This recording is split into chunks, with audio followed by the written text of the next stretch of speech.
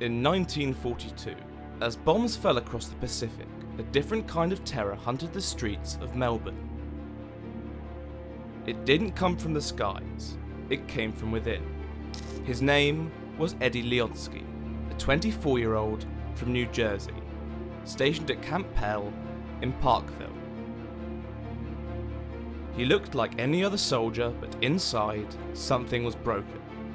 By day, he wore the uniform of an ally. By night, he hunted women.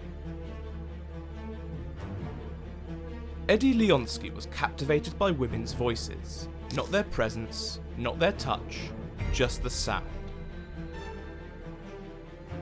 He believed there was something in their voices, something pure, something he needed to possess.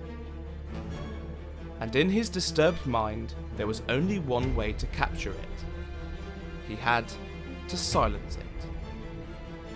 And so, while the rest of the world fought to survive the chaos of war, Eddie began a killing spree in the heart of Melbourne, a city that had already dimmed its lights under brownout orders, trying to hide from Japanese bombers.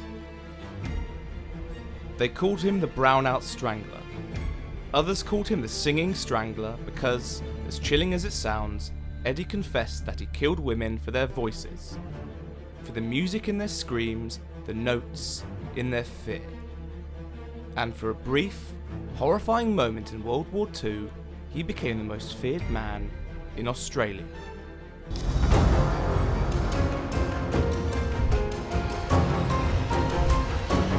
Welcome to Unveiled History.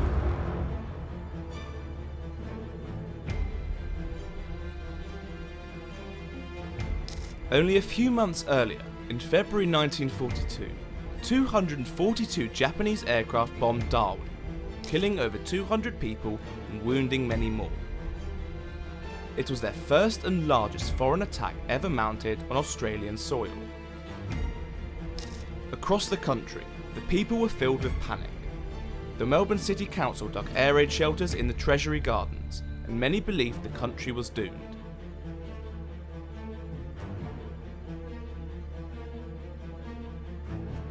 One Leicester Prime Minister John Curtin warned that leading business elites would rather accept a Japanese victory than a Labour government.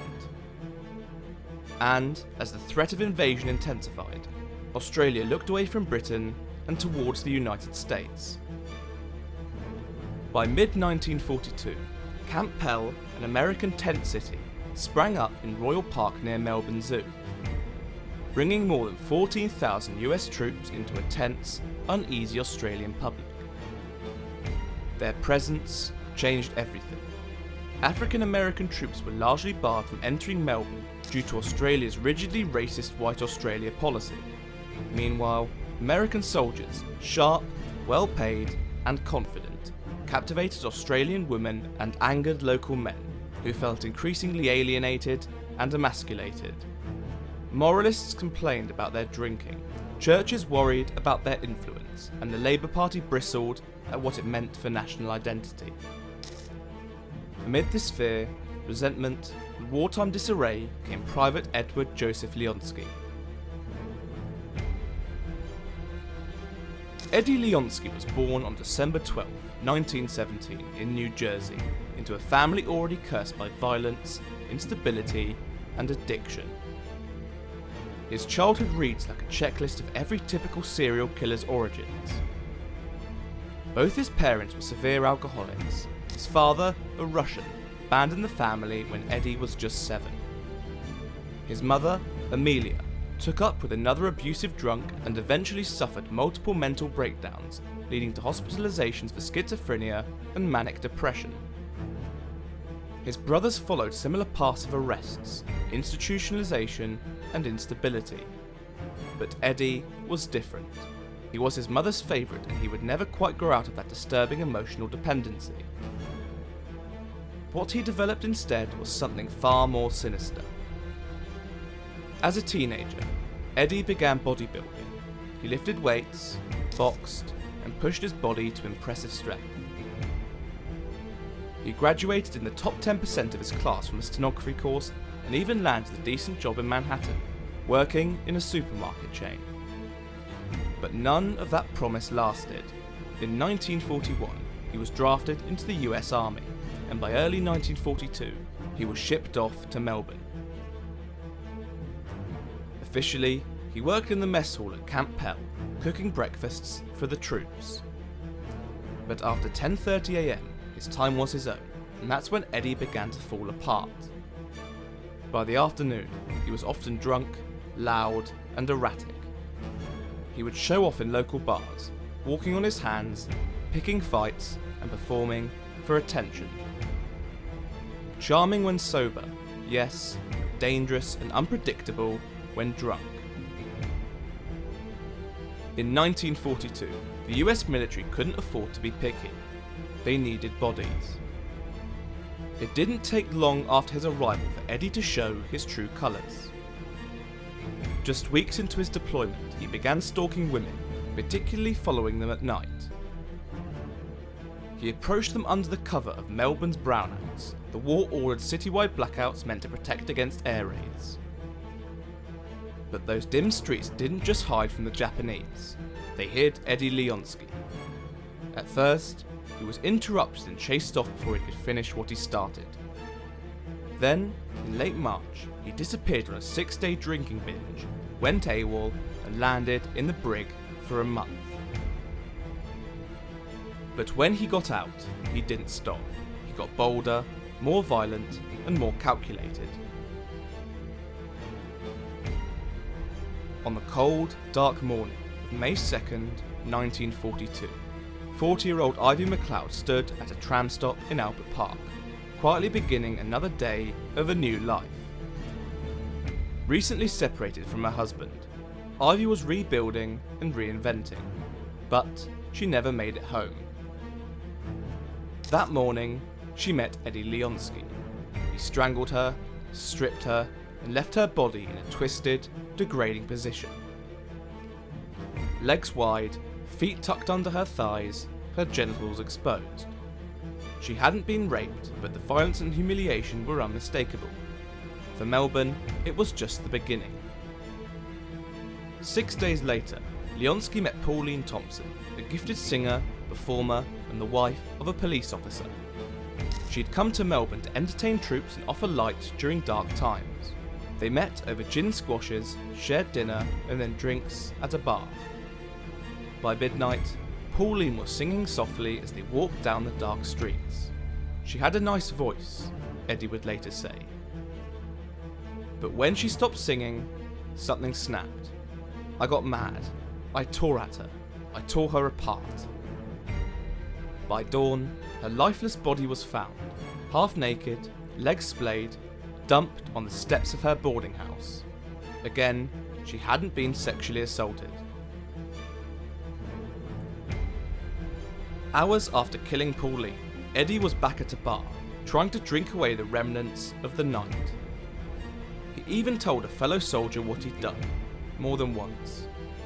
But the confessions, slurred and casual, seemed like just another drunk's ramblings. His friend laughed it off and said nothing. Meanwhile, Leonski kept hunting. 3 more attacks followed, all unsuccessful, and now fear gripped Melbourne. The public didn't know the details, just whispers, but they knew enough. Women were being killed and mutilated.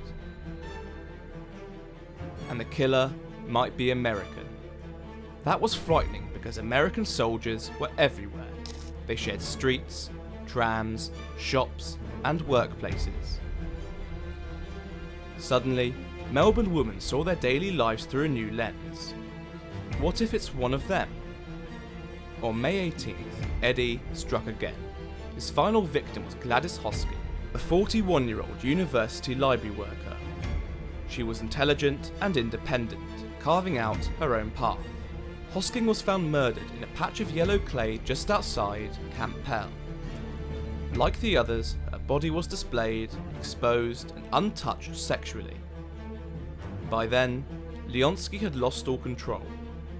That night, he came back to camp drunk beyond belief, 30 beers, 7 whiskies deep, his body caked in yellow mud. Too far gone to even clean up before collapsing into bed. That was the moment his soldier friend finally believed him. Finally, he went to the military police. When arrested, Eddie didn't even pretend to be innocent. He confessed. And more witnesses came forward. Women who had escaped his earlier attacks, some even identified him directly from lineups. Investigators matched a distinct yellow clay on his boots and clothes to the scene of Hoskins' murder.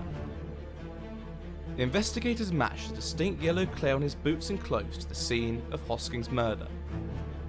They found blood-stained trousers, but even at the time, some questioned whether the physical evidence alone would have held up in court. It was his chilling, blunt, and half explanations confessing that sealed his fate. "She told me I had a baby face," Leonski once said of Pauline Thompson, "but I was wicked underneath." By Friday evening, November 6th, 1942, the final pieces of the process were quietly falling into place. In his prison cell, Eddie Leonski was read the warrant of execution, the official declaration that confirmed what he had already suspected. There would be no more appeals, no more delays. When the words were read to him, Eddie reportedly said, "I hope they get it over and done with in a hurry so I won't have to go on like this." While the prison remained quiet on the outside, inside, movement intensified. His guards were increased from 2 to 6, a signal that the final phase had begun. A US Army medical officer visited him that morning for a routine check, but there was a cold, precise purpose to the visit. Height and weight of 175 pounds confirmed several times. These were not just numbers, they were part of a calculation. The exact distance Eddie would need to drop to ensure a swift death. A clean cervical displacement rather than a prolonged, torturous strangulation. Later that day, Father Hannon arrived, and with him was Father Tom Shahannon, flown in from Brisbane by the US Army itself.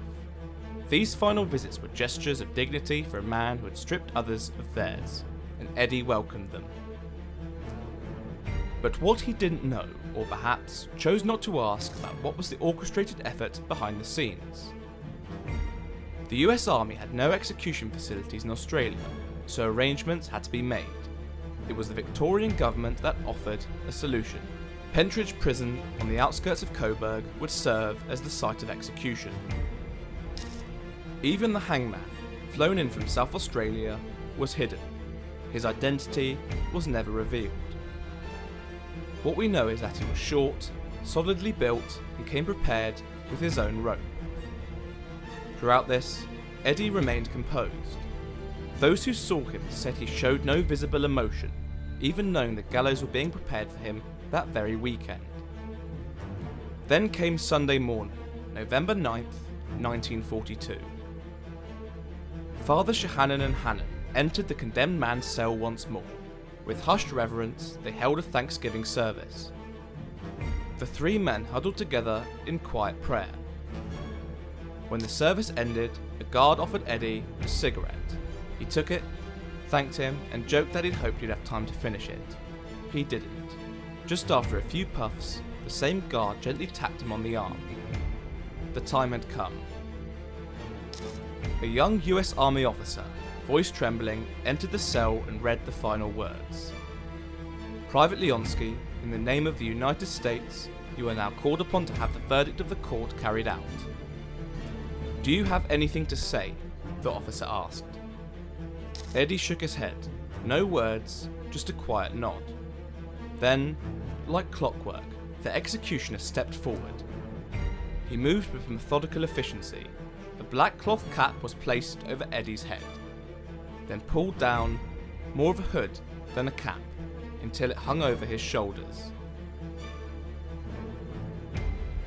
He was then pinioned at the knees, legs bound tightly to prevent any involuntary movement. Eddie's final gestures were deeply human, a nod to the army doctors, a faint smile to Father Shanahan. As the priests began to pray in Latin, the hangman lifted the rope and noose and adjusted it with precision. As the priests began to pray in Latin, the hangman lifted the rope and noose and adjusted it with precision, ensuring the knot sat perfectly under the left side of Eddie's jaw. One of the military police whispered, "I'm sorry, buddy," to which Eddie softly replied, "It's quite okay, pal. Carry on." Then, the lever was pulled. The trapdoor opened, and just like that, Eddie Leonski was dead.